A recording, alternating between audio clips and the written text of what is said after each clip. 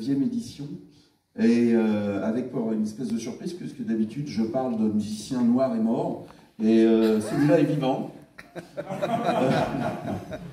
jusqu'à preuve du contraire, et ça nous fait plaisir. J'ai le bonheur d'accueillir Solo Razaf Ndrokoto. Solo Razaf, c'est un pseudo qui pourrait signifier Monsieur Tout-le-Monde à Madagascar, qui est la terre natale de ses parents. Et en fait, c'est en réalité un compositeur, un guitariste, un vocaliste qui est tout sauf banal.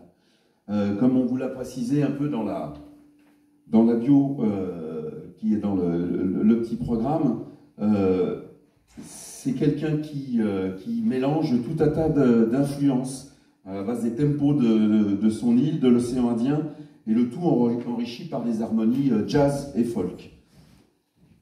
Alors, Solo, je l'appelle Solo entre nous et entre amis, notamment on s'appelle Solo parce que ça simplifie aussi nos conversations, ça les écourte. Il faut savoir que dans la diaspora malgache et à Madagascar, c'est une légende. C'est un homme que l'on reconnaît dans la rue. Tu m'as raconté même qu'on t'avait reconnu masqué à l'hôpital avec un chapeau sur la tête et on t'a dit « Vous n'êtes pas Solo, Razaf ?» Mais tout est dans les yeux. Oui, voilà. C'est un guitariste aussi d'anthologie dans le milieu des musiciens africains, de jazz et aussi de variété française. Ça fait aussi partie de ces surprises étonnantes qu'on aura tout au long de cette conversation avec Solo. Et ensemble, on va voir comment cet homme, dont la carrière s'étale sur près de 60 ans, est passé du jeune musicien autodidacte à celui qui a plus de groove seul avec sa guitare qu'un orchestre tout entier.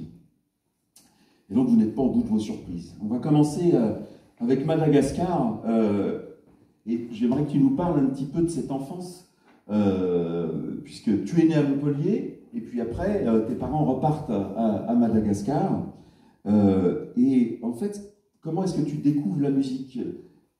Cette musique, pour toi, d'où elle vient? Qu'est-ce qui se passe? Alors donc, si on refait le parcours, je suis né à Montpellier et aussitôt, mes parents m'ont envoyé au village et j'ai été élevé par ma grande tante dans un petit village malgache à 40 km de Tananarive, la capitale. Et là, j'ai découvert la musique, évidemment, avec les musiciens traditionnels qui jouent ce rythme que je te joue là, déjà. Et c'est ça qui a inspiré l'ensemble, je vais dire, de la carrière entre guillemets, puisque depuis toujours, j'essaie de défendre ces rythmiques-là, ces musiques-là, ces sons-là. Voilà.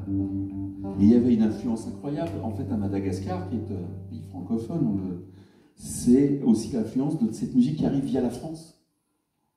C'est Sheila, c'est Sylvie Vartan, c'est Claude François qui berce tes oreilles sur, en plus, des rythmes malgaches, donc ça fait un mélange détonnant. Et forcément, dans les années 60, puisque l'indépendance de toute l'Afrique francophone a été dans les années 60, mais à partir de là, on a eu, la seule radio qu'on avait, c'était une radio francophone française, donc qui filtrait tous les éléments musicaux et entre autres des informations, certainement aussi.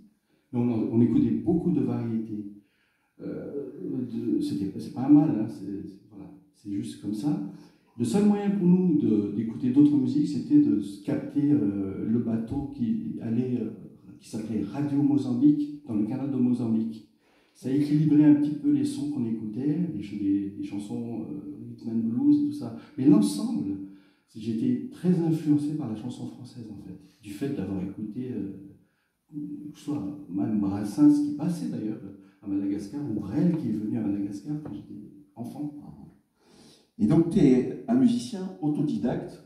Et alors, tu m'as dit que autodidacte, c'est normal dans un pays bourg. Autodidacte, oui, c'est un petit peu normal parce qu'à l'époque, il n'y avait pas énormément de conservatoires ou même de professeurs. Et ça coûtait très cher de prendre des cours. Donc, j'ai commencé pendant 6 mois, j'ai eu la chance de pouvoir avoir un prof de guitare classique. Et j'ai eu les bases, et à partir de là, j'ai tout appris tout seul. Et alors, t'écoutais les musiciens qui passaient dans la rue et tu les rejoignais, c'est ça? Souvent, j'allais jouer de la musique traditionnelle avec les joueurs de harpe Madagascar, de la Vali, ou bien même des joueurs de percussion, des joueurs de flûte en bambou. Et ça, vraiment, ça a équilibré mon manque d'ouverture par rapport aux autres musiques, en fait. Alors,